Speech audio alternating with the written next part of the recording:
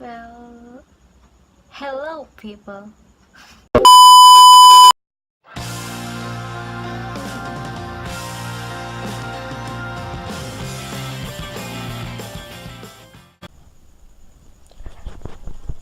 Assalamualaikum warahmatullahi wabarakatuh. Nama saya Intan Alfia Putri Wadana.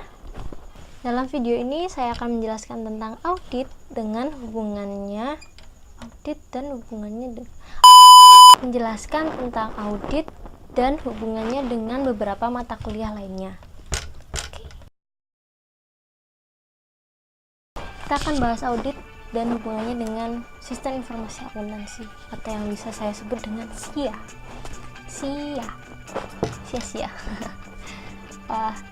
Sebelum masuk ke situ, saya akan bahas dulu tentang apa itu akuntansi secara singkat.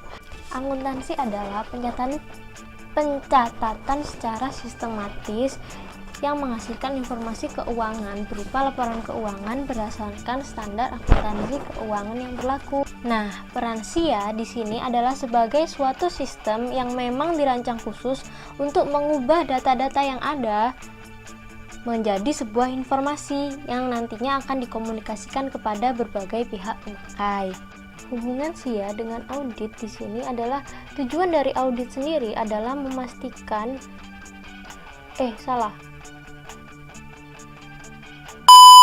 Tujuan dari audit adalah memberi keyakinan apakah sebuah informasi keuangan tersebut telah sesuai atau belum dengan standar akuntansi keuangan yang berlaku. Nah, di zaman sekarang, saya rasa hampir semua perusahaan telah menggunakan SIA sebagai toolsnya dalam menghasilkan sebuah informasi keuangan. Maka, secara umum, tugas seorang auditor adalah memeriksa dan memastikan kebenaran dari output SIA tersebut.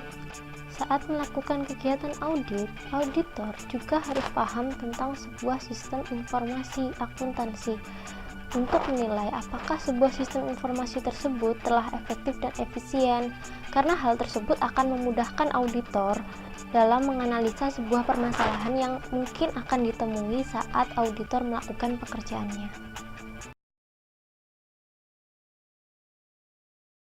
Teori akuntansi ialah teori-teori normatif yang memberikan kerangka acuan umum yang dapat digunakan untuk menilai praktek akuntansi.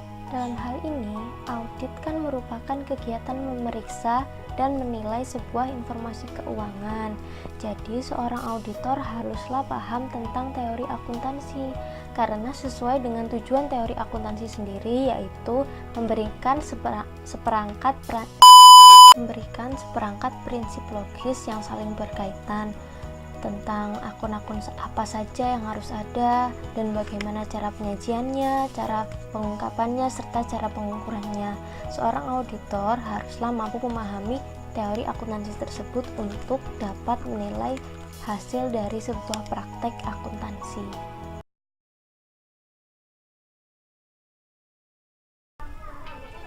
Pada mata kuliah pengantar akuntansi diajarkan tentang dasar-dasar akuntansi seperti cara penjurnalan, lalu persamaan akuntansi, dan siklus akuntansi. Nah, tentang siklus akuntansi, saya tuliskan dulu.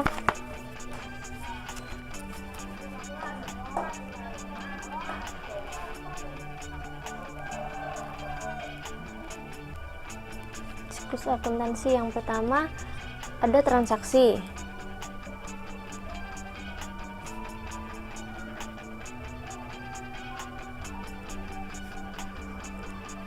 Setelah ada transaksi, maka dilakukan penjurnalan.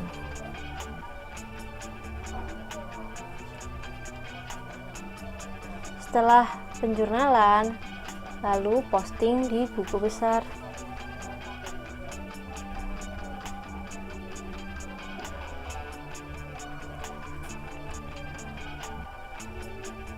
Setelah posting di buku besar, habis itu ada neraca saldo.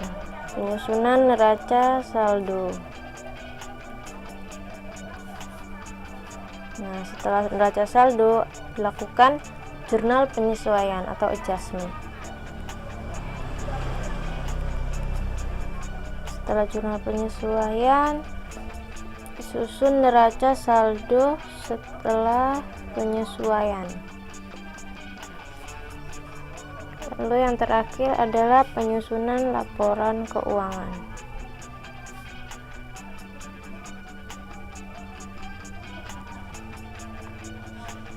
Seperti ini. Kelihatan kan? Maaf ya tulisannya jelek.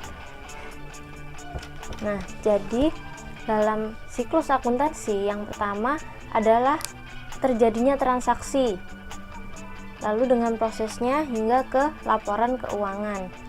Nah, sedangkan audit dalam memeriksa laporan keuangan perlu ditelusuri hingga ke transaksinya. Jadi jika dalam siklus akuntansi dimulai dari transaksi hingga laporan keuangan, sedangkan audit dari laporan keuangan hingga ke transaksi.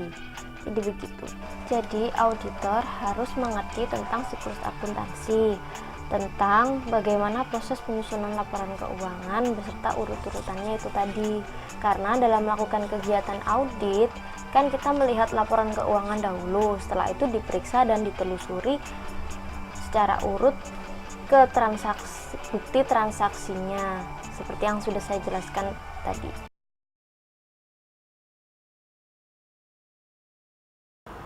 Di dalam pelajaran akuntansi keuangan menengah, di situ diajarkan berbagai macam metode perhitungan seperti menghitung persediaan dengan berbagai macam metodenya, lalu menghitung penyusutan aktiva tetap, lalu mengamortisasi premi dan diskon obligasi.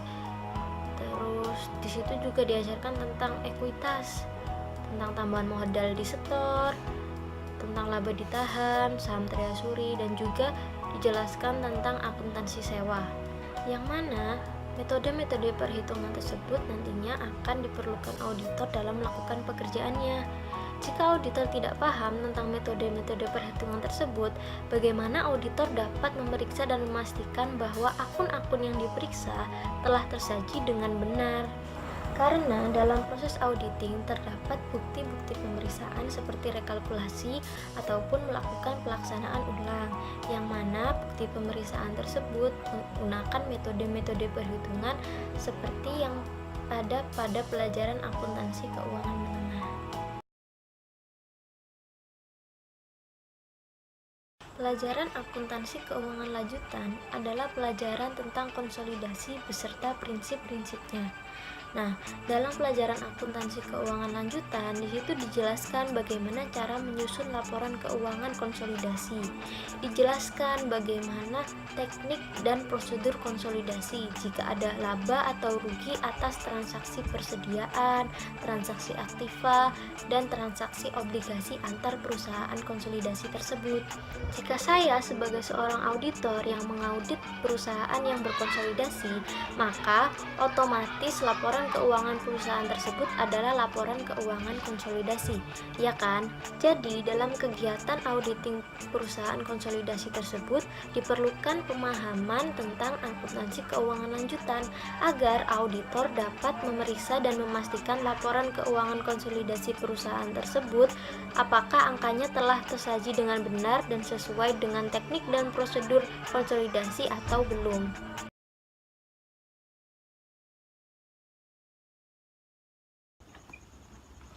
Pengendalian internal dalam sebuah perusahaan merupakan sesuatu hal yang penting karena memiliki tujuan untuk mengamankan aset. Dalam audit, pengendalian internal juga merupakan salah satu hal yang penting. Kenapa penting? Nah, dalam audit terdapat model risiko audit sebagai berikut.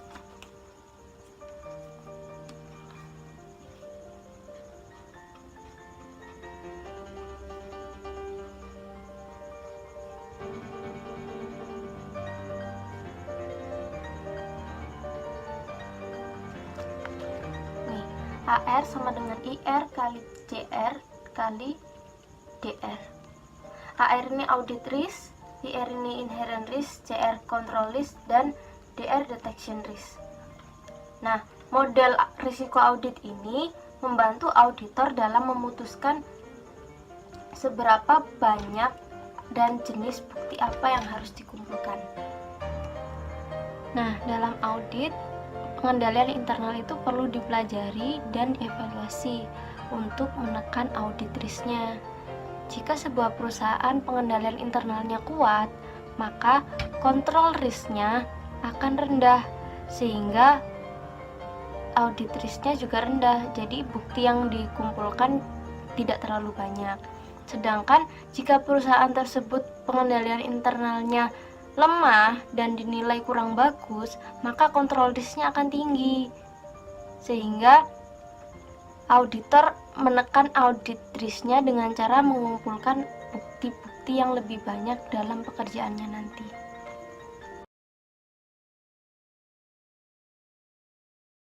Saya memilih PT Bank Negara Indonesia sebagai perusahaan yang akan saya audit. PT Bank Negara Indonesia atau yang biasa disebut dengan Bank BNI merupakan bank BUMN pertama yang telah menjadi perusahaan go public. Nah, bank ini bergerak di bidang usaha perbankan sesuai dengan Anggaran Dasar Nomor 35 tanggal 17 Maret tahun 2015. Nah, segmen usahanya berada pada perbankan untuk koperasi, untuk bisnis koperasi, untuk bisnis menengah dan bisnis kecil, lalu untuk perbankan konsumen dan perbankan internasional serta treasury. Karena merupakan perusahaan BUMN, maka kepemilikannya 60% dimiliki oleh negara, sisanya 40% barulah dimiliki oleh masyarakat. Jadi di sini saya sebagai seorang auditor, menurut saya akun-akun yang signifikan yang perlu diperiksa dalam kegiatan audit adalah akun kas, lalu akun-akun kewajiban, serta akun piutang. Yang pertama, kita lakukan audit prosedur atas pemeriksaan kas.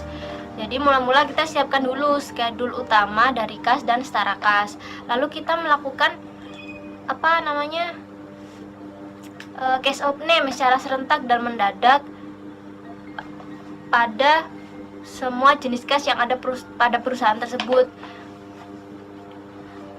Tapi waktu itu pastikan bahwa saldo pada buku kas telah ditutup per tanggal pemeriksaan tersebut dan semua bukti-bukti pengeluaran dan penerimaan kasnya telah dibukukan. Nah, setelah itu kan ketemu tuh case of name. Nih case of name ya. Case of name ketemu kan jumlahnya berapa. Nah, lalu dibandingkan dengan yang ada pada saldo buku kas. Nah, di sini saldo pada buku kas Bank BNI adalah sebesar Rp12.500.000. Tapi waktu saya melakukan case of name, jumlahnya hanya ketemu sebesar 12 triliun, jadi selisih 500.000 kan. Nah, setelah itu kita melakukan traceback. Karena pemeriksaan kasnya ini saya lakukan setelah tanggal neraca, maka saya perlu melakukan traceback, menarikkan mundur hingga ke tanggal neraca. Jadi kita mengurangi dan menjumlahkan mutasi keluar masuk dari kas dari tanggal pemeriksaan kembali hingga ke tanggal neraca. Itu namanya traceback. Tapi tunggu dulu, sebelum kita melakukan traceback, kita tanya dulu yang selisih 500.000 tadi kok bisa selisih. Kita tanyakan dulu kepada pegawainya, bagaimana kok bisa selisih, mengapa?